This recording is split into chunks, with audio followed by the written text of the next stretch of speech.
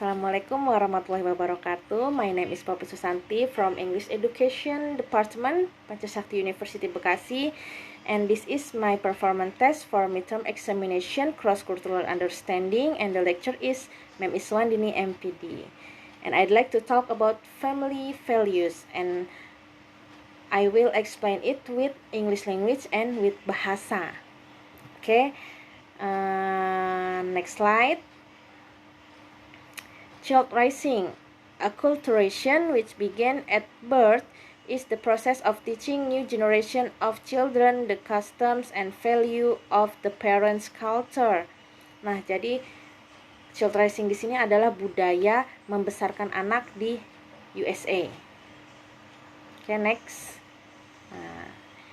In the United States, the baby has own room. And in the USA, it is not uncommon for parents to put a newborn in a separate room that belongs only to the child. Many children are taught at a very early age to make decisions and be responsible for their action. Teenagers 13 to 18 years may babysit at neighbor home or sells newspaper in order to earn a few dollars a week. But in Indonesian, parents place baby not far from their bed. So parents place baby not far from their bed, although some parents place baby in other bed, but this bed is still on same room. Nah, jadi kalau di USA, anak-anak bayi itu bukan hal yang aneh jika diletakkan di kamar yang terpisah dengan orang tuanya gitu, dan itu merupakan budaya mereka. Nah, itu bertujuan untuk melatih kemandirian si anak gitu ya, sejak masih kecil. Dan di sana juga bukan hal yang aneh gitu kalau anak-anak seusia 13 tahun sampai 18 tahun gitu menjadi pengasuh bayi di rumah tetangganya atau bahkan menjual koran gitu. Nah, itu semua itu untuk mendapatkan uang gitu. Jadi anak-anak sejak dini sudah diajarkan untuk hidup mandiri dan bisa menghasilkan uang sendiri gitu, agar mereka bisa menghargai yang namanya uang gitu. Bisa merasakan sejak dini cari uang tuh gimana sih rasanya gitu ya. Nah, but in Indonesia biasanya anak-anak yang baru lahir itu diletakkan di kamar yang sama dengan orang tuanya meskipun di kasur yang berbeda. Oke, next slide. Young adulthood. Young adulthood upon reaching in an appropriate age, usually between 18 and 21 years. Children are encouraged but not forced to leave the nest and begin an independent life. Oke, nah jadi di sini kalau di USA anak remaja usia 18 sampai 21 tahun itu biasanya didorong oleh orang tuanya untuk hidup di luar, mencari pengalaman baru, mencari teman baru gitu ya. Nah, kembali lagi itu semua dilakukan untuk melatih kemandirian mereka gitu ya. Nah, dan di USA juga nggak ada namanya orang tua menjodoh-jodohkan anaknya gitu ya. Justru di sana itu setiap anak bebas menentukan pasangan hidupnya sendiri gitu ya. Bahkan ketika anak mereka dilamar oleh kekasihnya gitu, tidak perlu atas persetujuan orang tuanya, tetapi pada saat mereka menikah orang tuanya datang gitu ya. It different in Indonesian. The young adulthood do not go out home ya. Kalau di Indonesia anak-anak usia 18 sampai 21 tahun itu masih dalam pantauan orang tuanya dan masih banyak yang dikekang oleh orang tuanya untuk keluar rumah gitu ya. Dan di Indonesia juga masih banyak perjodohan yang dilakukan oleh para orang tua untuk anak-anaknya. Oke, next. The elder, societal and familial treatment of the elderly also reflect this independence and individualism. Older people may seek their own friends rather than become too emotionally depend on their children. Some family send their older relative to nursing home rather than integrate them into the homes of the children or grandchildren. But in Indonesia, the older live with their family.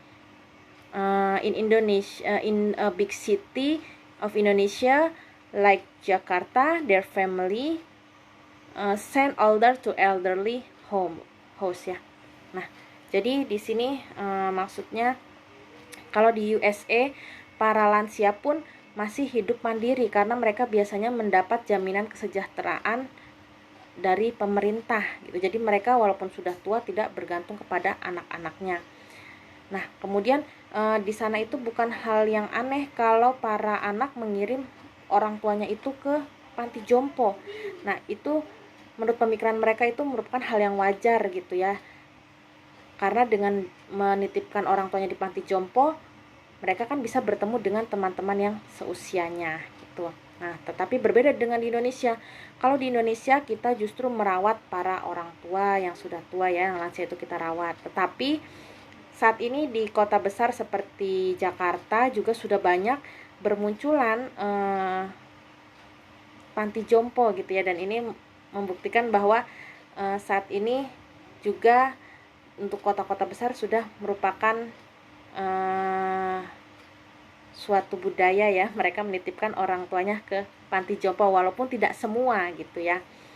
Tetapi dengan banyaknya bermunculan panti jompo itu membuktikan bahwa sudah banyak yang menitipkan para orang tuanya di panti jompo. Seperti itu. Next.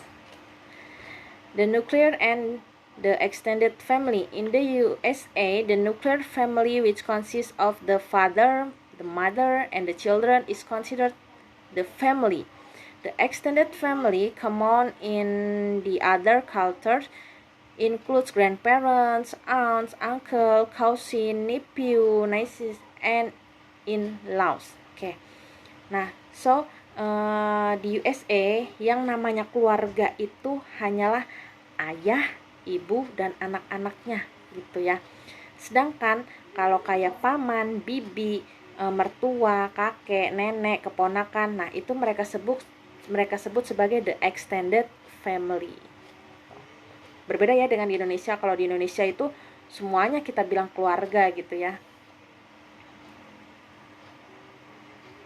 Oke, next. Next is family roles. Traditionally, the male has been responsible for financial support of the home and family members. The female has often been responsible for emotional support, child raising, and housekeeping. However, among some people in parts of the United States, these parental functions are no longer fixed. The prescribed role of the man as breadwinner and the woman as housewife is changing. Oke. Jadi di sini kalau dulu di USA itu seorang suami atau laki-laki itu bertanggung jawab penuh atas kesejahteraan keluarganya. Dan itu dia yang mencari nafkah. Sedangkan untuk seorang perempuan yang notabene adalah seorang istri, mereka bertugas hanya membesarkan anak dan mengurus pekerjaan rumah tangga. Tetapi seiring berjalannya waktu sudah berubah gitu. Baik para suami maupun istri sama-sama bekerja untuk memenuhi atau mencukupi kebutuhan keluarga mereka. Ini terbukti dengan banyaknya didirikan penitipan anak gitu ya. Jadi sekarang itu di USA sudah banyak para orang tua yang menitipkan anak-anaknya, sedangkan para orang tuanya mencari nafkah. Okay, and the conclusion of the family values in cross-cultural understanding, I think in the USA, independent living has become a culture since a newborn, young adulthood, and the elder still independent ya. Jadi budaya di Amerika itu adalah independen gitu, mulai dari dia masih kecil, remaja, hingga sudah tua itu dididik untuk supaya bisa hidup mandiri dan tidak terlalu bergantung kepada orang lain, bahkan kepada keluarganya. Okay, I think that's all from me. Thank you for watching. Assalamualaikum warahmatullahi wabarakatuh. See you, bye bye.